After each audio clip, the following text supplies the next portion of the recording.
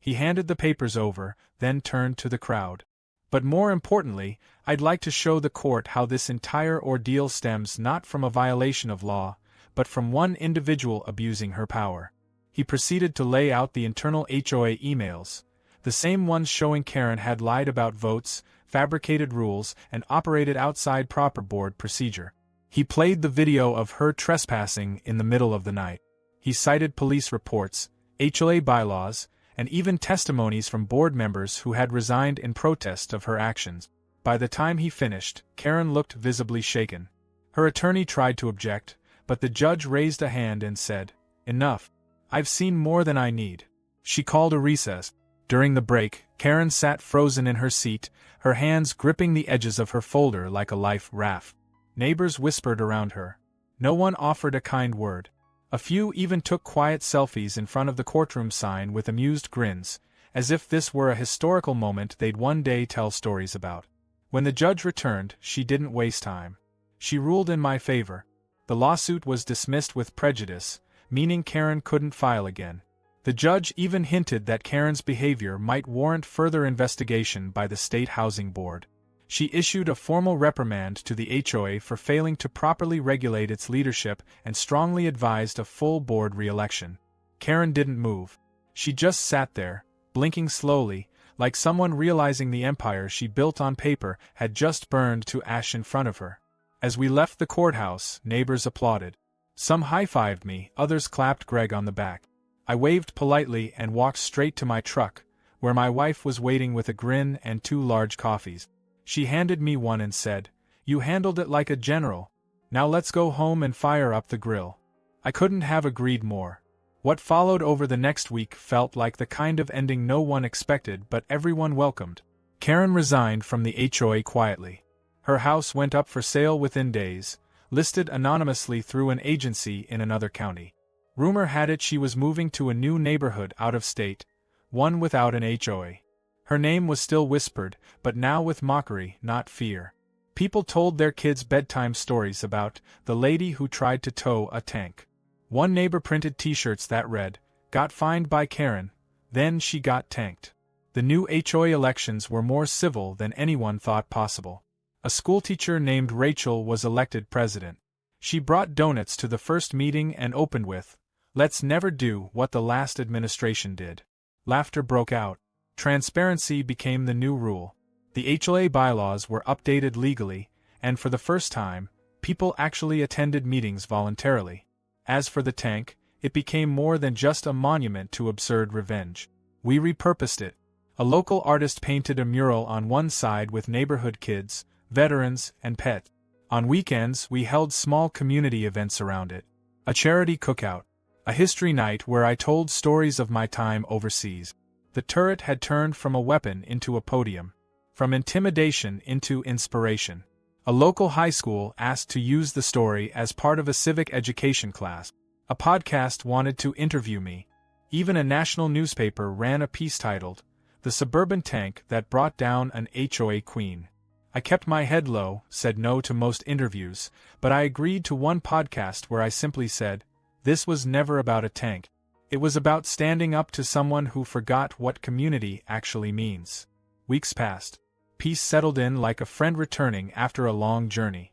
The yard grew green again, laughter returned to the sidewalks, and I finally took the RV back out on a trip with my wife. When we came back, someone had placed a handmade sign next to the tank that read, "Thanks for holding the line."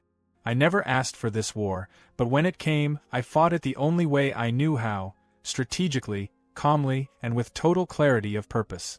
Karen thought the rules were hers to bend.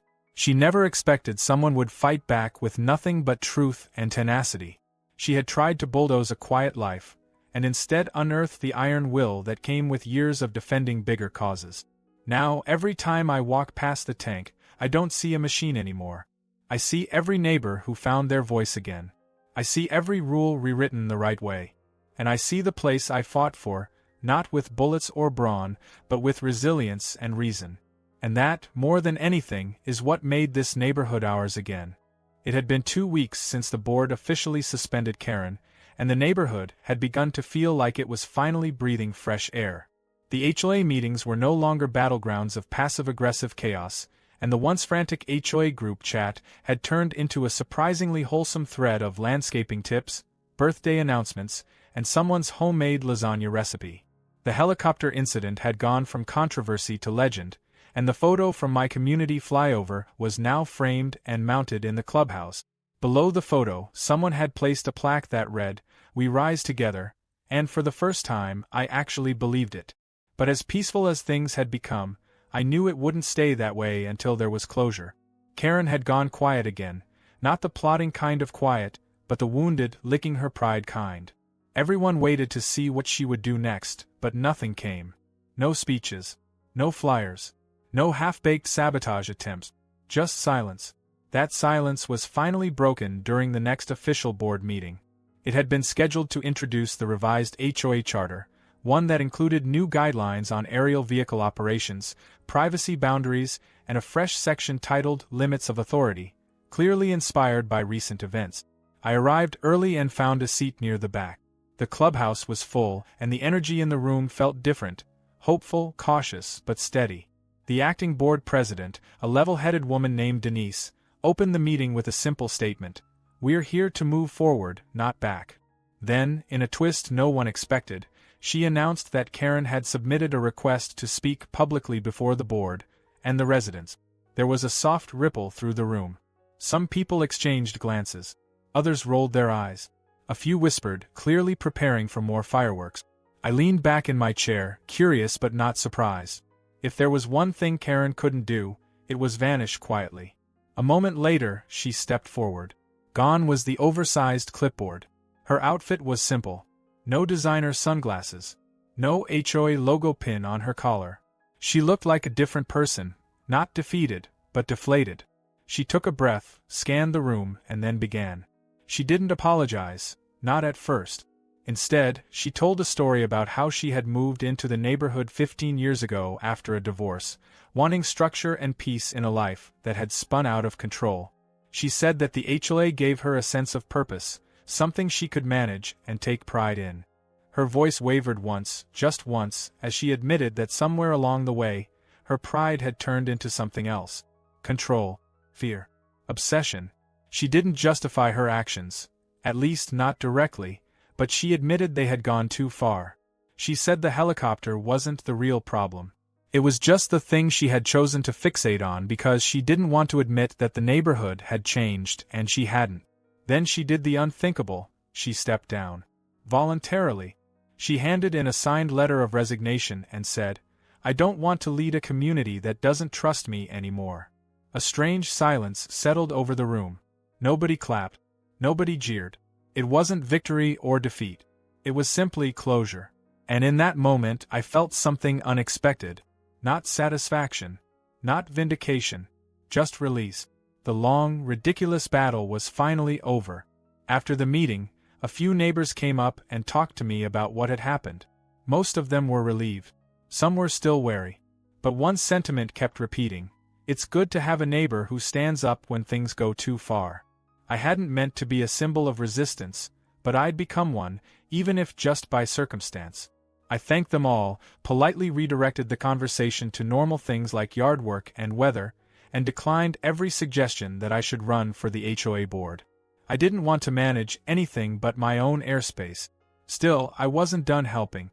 That weekend, I hosted what I called the Sky Day Barbecue. Part celebration, part thank you, and part stress detox for the neighborhood. I set up chairs in the open greenbelt area, put up a couple of tents, and partnered with a local food truck. I even arranged for a few helicopter rides, short loops just outside the neighborhood perimeter, for anyone who wanted to experience the view from above. The turnout was bigger than I expected. Families brought folding chairs, kids ran around waving handmade signs that said, "Fly High Dylan," and neighbors who had never spoken more than 2 words to each other were laughing over grilled burgers. One of the most surprising moments came when Ron showed up with a cooler and helped serve drink. He pulled me aside once and said, "You know, I thought about quitting the board months ago, but watching you stand up to all of it, that gave me the push I needed to speak out." Then he added, with a smirk, "And now I can finally go back to enjoying my retirement instead of refereeing HOA wars." But the most unexpected moment came when Karen arrived. She didn't stay long. Just long enough to walk over, hand me a small box and say, "For what it's worth, I never hated the helicopter. I just hated what it reminded me of. That I wasn't in control anymore." Then she left. Inside the box was a miniature model of a Bell 505 helicopter, perfectly painted in my color scheme. It wasn't a grand gesture, but it was real. Honest. And somehow, exactly enough. As the sun dipped below the treeline, I took one last group up for a final aerial pass. The air was calm, the view stunning. From above, the neighborhood looked like a postcard, orderly rows of rooftops, tiny fences, winding streets, and in the middle, that wide greenbelt lawn where everything had come to a head. I hovered for a moment, just long enough to take it all in, then slowly descended back to my helipad. The rotors wound down, the evening settled into peace, and for the first time in months, there was no tension left in the air. Later that night, I sat on my porch with a drink in hand, listening to the crickets and the occasional bark of a distant dog. No complaints, no drama, just quiet.